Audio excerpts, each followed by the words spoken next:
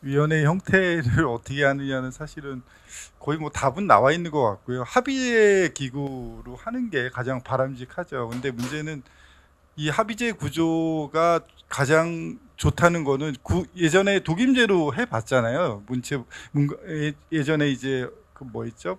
뭐 문체부 전신인 문공부 뭐 이런 과정에서 독임제를 했는데 언론에는 적합하지 않은 구조다. 만약에 지금 이 방통위가 아니로 독임제 구조에서 윤석열 정부에서 미디어 그 행정기구가 운영됐다면 지금 정도로 이렇게 끝나진 않았을 거예요. 그러니까 합의제가 바람직하다. 근데 합의제에 맞는 그런 어떤 그 구성이나 운영에 적합하지 않은 좀 절차나 운영상의 어떤 그 미흡한 부분들, 제도적으로 미흡한 부분들을 우리가 보완을 못했다라고 생각을 하는 거죠. 근데 이 미흡한 부분도 예를 들면 보통 우리가 원전에도 지진 설계할 때 뭐 칠 뭐 이런 거 상정해서 설계하는데 그런 정도가 아닌 정말 상식적으로 생각할 수 없는 정도의 그 뭐 비상식적인 식으로 방통위의 구성이나 운영을 했다는 데에 문제가 있다는 거고 우리가 그런 부분을 경험했기 때문에 그런 것들을 보완해서 좀 더 갔으면 좋겠다라는 생각을 하고요. 또 하나는 이 합의제의 방통위의 어떤 기능 뭐 이런 것들을 확대를 한다고 하면은 우리 이명박 정부 때의 구방통위로 가는 거거든요. 그러니까 이제 그 과기부에 있는 것도 가져오고 다 이제 가져와서 다 모아서 우리 그 누구죠? 최시중 그 방통위원장 시절에 이제 그 모습으로 가는데 그렇게 가는 거가 우리가 또 역사적으로 한번 경험을 했는데 그때도 적절하지 않은 측면도 있었다라는 걸 생각을 해보면 우리가 이런 부분에서 뭐 기능을 확대하고 거기다가 인원을 확대하고 뭐 이런 과정을 거치는 것들이 결국은 그 조직의 문제보다는 그 과정에서 사람을 어떻게 뽑는데 좀 더 합리적으로 운영을 할 수 있는 정도로 뽑아서 운영하는 쪽에 좀 더 보완하는 데 포커스를 뒀으면 좋겠다. 그러면 사실 지금 방통위에 뭐 계셔가지고 더 잘 아시겠지만 지금 구조도 상당히 저는 합리적인 구조고 형태적으로는 큰 문제를 많이 없앨 수 있는 구조라고 합니다. 옛날보다 많이 발전했거든요. 근데 거기에 보완하는 부분을 좀 더 했으면 좋겠다. 이런 생각을 좀 갖고 있습니다. 예. 되게 보완해야 될 부분들은 많은 것 같습니다. 예를 들면 이제 그 정치적 중립성을 위해서 당적 같은 거에 저희가 하긴 하는데 지금 정당에서 확인을 안 해주거든요. 이번에 보면 확인을 안 해주기 때문에 당적을 가졌었던 건지 지금 뭐 당적을 없앤 건지 뭐 어떻게 된 상태인지 아무도 모르는 이런 상태들. 그러니까 정치적 중립성을 확인하기가 어려운 이런 문제가 있고요. 그 다음에 저도 뭐 주장했지만 이런 겁니다. 사실은 이게 뭐 5인제로 운영하는데 임기가 끝나거나 중도에 뭐 나가게 되거나 일신상으로 사퇴를 하게 되면은 사실은 임명을 해야 되는데 임명을 의도적으로 안 하는 거잖아요. 그렇죠? 그래서 뭐 이 추천이 여당이니 야당이니 대통령이니 이걸 따지기 시작하면서 잘 모르겠다. 그러니까 뭐 임명을 뭐 추천을 해라. 근데 뭐 여러 가지 이유를 대면서 임명을 안 시켜주는 것들. 근데 사실 이거는 되게 간단한 문제거든요. 왜냐하면 임명을 안 해주면 자녀임기를 그냥 계속 하면 돼요. 그러니까 자녀임기가 아니라 임명될 때까지 그 사람이 계속 역할을 수행하면 되는데 이거를 방통위는 그런 게 없으니까 그냥 임기는 끝났으니까 나가버리고 자리는 비고 임명을 안 해놓고 자 그럼 내가 의결할 때 불리하니까 계속 안 하고 가지 뭐 이거거든요. 근데 사실은 다른 데는 임기가 끝나면 임명을 안 하면 전임자가 계속 역할을 수행을 합니다. 그러면 심플해요. 그러면 그거 얼른 빼기 위해서라도 임명을 할 거거든요. 근데 이거는 되게 간단한 문제인데 이런 거를 아주 빨리 보완할 필요가 있겠다. 이런 생각을 저는 했고요. 또 하나는 우리가 이 방통위의 어떤 이제 보완을 하기 위해서 사람을 추천하거나 이런 거 하는데 제가 이런 얘기도 했어요. 뭐 학회장이 추천한다? 학회장 매년 바뀌는데요. 그러면 제가 학회장 출마해서 제가 된 사람을 내 측근 제일 친한 사람 임명하면 그거 받으시겠습니까? 라고 했더니 거기에 대해서 아무도 대답을 안 해요. 그러니까 이게 조금 생각을 해봐야 된다. 그리고 대법원, 우리 대법원 신뢰합니까 지금 대법관들? 근데 대법원 추천하는 거 그냥 받아들이실 거예요? 그러니까 선출직이 아니잖아요. 그러니까 대법원은 대통령이 임명하는 거예요. 결국은 그 구조를 인정을 안 하고 정치적 중립, 대법관은 정치적 중립이다 이렇게 얘기하는 것 자체가 저는 좀 넌센스의 측면이 있다라는 생각을 했고요. 또 하나는 지금 이제 개편된 안에서 문제점은 있는 거예요. 방통위의 위상과 기능을 확대하는데 상임위원은 3명으로 줄이고 비상임위원을 6명으로 한다. 그럼 기능과 역할을 확대하는데 왜 상임위원은 줄어들지라는 의문을 갖게 되거든요.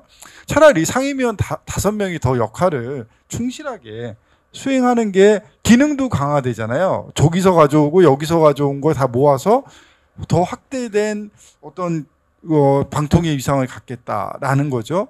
근데 이런 거를 했을 때는 그런 부분을 좀 보완을 하지 않으면 오히려 제대로 된 역할을 더 수행 못하고 3인은 정치적인 영향력을 더 쉽게 받을 수 있죠. 5인보다는. 5명을 다 이해시키기보다는 3명만 이해시키는 게 빠르잖아요. 또는 3명 중에 2명만 내 편으로 만드는 게 빠르기 때문에 그런 부분에 대해서는 좀 더 우리가 한번 더 어떤 정치적 중립성이나 이런 거에 대해서 고려를 해봤으면 좋겠고, 이 안에 그 미디어 콘텐츠부와 공공미디어위원회를 만드는 구조를 말씀하셨지만 이것도 좀 약간 걱정되는 부분은 이런 겁니다. 그러니까 미디어 콘텐츠부는 공무원이 될 거고 공공미디어위원회는 비공무원인가? 그러면 이 공무원이 공공미디어위원회에서 공무원이 공공미디어를 규제를 강화하는 거에 대해서 좀 적합한가 이런 논의가 있을 수 있고요.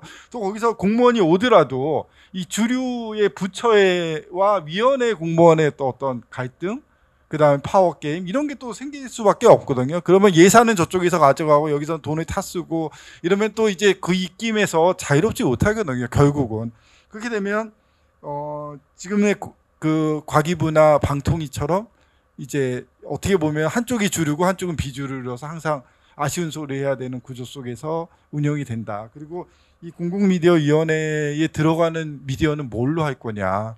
그 가름맛 하기 진짜 쉽지 않습니다.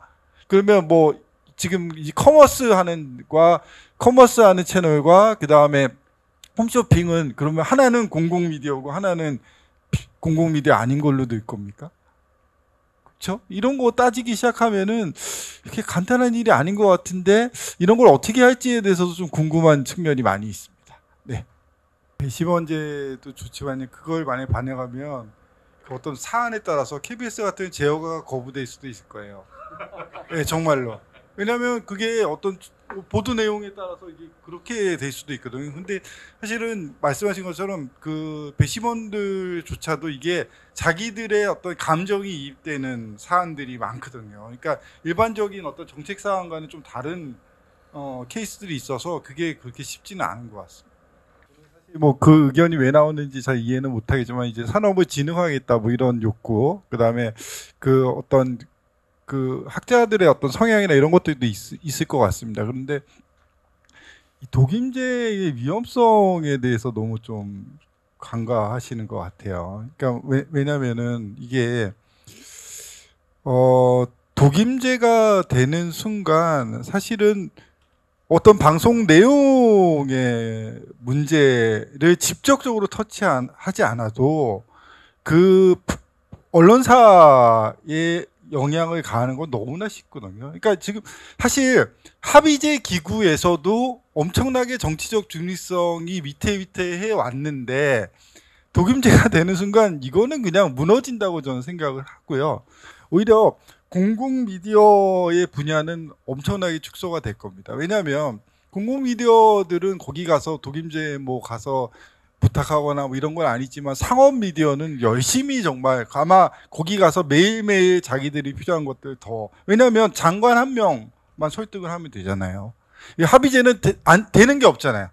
그러니까 5명을 다 설득해야 되니까 말도 새 나오고 어제 뭐 어떤 방송사가 와서 뭐 해달라고 했다는 게 또 소문도 돌고 이러는데 여기는 한 명만 입 닫고 딱 해주면 끝입니다.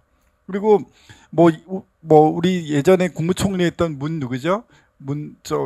문창극 사건 이런 것들이 만약에 그런 문제가 벌어졌을 때는 독임제는 엄청나게 압박과 이것들 더 신속하게 가게 될 거라는 거죠. 그랬을 때 그 리스크, 사회적으로 우리가 언론이 해야 될 기능으로 얻는 순이익보다 과연 미디어 산업의 진흥을 통해서 얻는 순이익이 더 큰가라는 거에 대해서 고민을 해보자는 겁니다.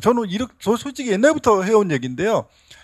대한민국 미디어 산업 다 합쳐봤자 미국 일개 기업도 안 됩니다. 그러니까 뭐 산업 규모를 자꾸 키우자고 그러는데요. 다 키워봤자 큰 기업 하나도 안 되는데 그러니까 규모를 키우고 싶으시면요. 대한민국의 미디어 기업을 그냥 하나만 만드세요. 다 통합해서. 그래서 밖에 나가서 대적하면 돼요. 규모를 키우고 싶으시면. 근데 그렇게 해도 안 된다는 거예요. 규모가. 근데 자꾸 규모를 키우고 뭘 해서 될 것처럼 얘기하는데 차라리 우리는 다양성. 한류가 되는 게 다양성이잖아요. 그걸로 해왔는데 자꾸 산업을 키워야 되는데 규모를 키워서 뭘 해보자. 정부가 뭘 해서 해자. 이렇게 하는데 그러면 솔직히 말해서 정부가 개입을 자꾸 해서 될 거면은 예전에 됐어야죠. 그렇죠. 근데 지금 뭐 되는 게 아무것도 없으니까 한류가 잘 된다라고 얘기할 수도 있는 거잖아요. 그래서 좀 그런 생각이 들고요. 근데 또 디테일하게 사실 찝어야 될 게 너무 많은 것 같아요. 예를 들면 아까 뭐 어떤 안에서 나왔을 때 잠깐 쉬는 시간에 얘기했지만 방통위원회 상임을 3명을 하고 비상임을 6명을 한다? 지금 방통위는 공무원 조직인데요. 그러면 상임은 공무원이고요. 비상임은 어떻게 합니까, 이 사람들은? 그러면 공무원들 같은 입장에서 비상임은 그러면 뭐 공무원이 아닌 거고 상임은 공무원인 거고 같은 의결을 하는데 거기에서 갖는 어떤 계층적인 문제도 발생을 할 거. 그리고 우리가 이 상임과 관련돼서는 이 문제를 어디서 보고 있냐면 지금 저희 방심에서 보고 있잖아요. 똑같은 문제. 비상임은 신경 안 씁니다. 아무도. 상임만 다 찾아가지고 해주세요. 그러면 비상임 중에 한 명은 여당, 한 명은 야당 추천, 대통령 임명 뭐 이런 식으로 해서 가서 그 3인들이 그 안에 또 위원회를 꾸려가지고 해당 위원회를 하나씩 맡겠죠. 그렇죠? 뭐 이런 식의 구조들. 이렇게 해서 나타나는 문제점들에 대한 폐해도 고민을 좀 해봐야 될 것 같은데 너무 디테일하게 구체적인 문제점들을 고려하지 않았어요. 시행령 개정은 누가 할 거냐. 이 공영방송 공공미디어위원회와 미디어 콘텐츠부가 있는데 법 개정 시행령 개정권을 누가 가지고 있냐? 붙여왔겠죠. 그러면 여기는 할 수 있는 게 아무도 없어요. 껍데기. 그냥 아까 설명했던 것처럼 그냥 공영방송 이사에 한 번씩 어쩌다 한 번 오면은 찾아가서 인사하고 뭐 대단한 거 하는 것 같지만 그냥 사장 뽑을 때 얘는 아무런 관심도 없고 맨날 부처만 찾아가서 뭐 해달라 이런 거랑 똑같은 거죠. 그러니까 여기는 이 구조가 되면 정말 그렇게 될 거다. 그리고 실질적인 권한은 그냥 장관이 다 가져간다. 이거에 대한 리스크를 어떻게 해지할 것인가에 대해서도 좀 심각하게 고민해야 될 필요가 있다. 만약에 이 안에 가려고 한다면. 네. 일단 선택의 문제라고 생각을 하고요. 그 선택된 방향에서 문제를 최소화시키면서 국정을 책임진 어떤 집권당으로서 거기에 걸맞는 성과를 내서 평가를 받는 거라고 저는 생각을 합니다. 그래서 뭐 어떤 선택을 할지 모르겠지만 그 결과가 좀 좋은 쪽으로 이어져서 미디어 발전에 기여를 했으면 좋겠다 이런 생각을 해봅니다.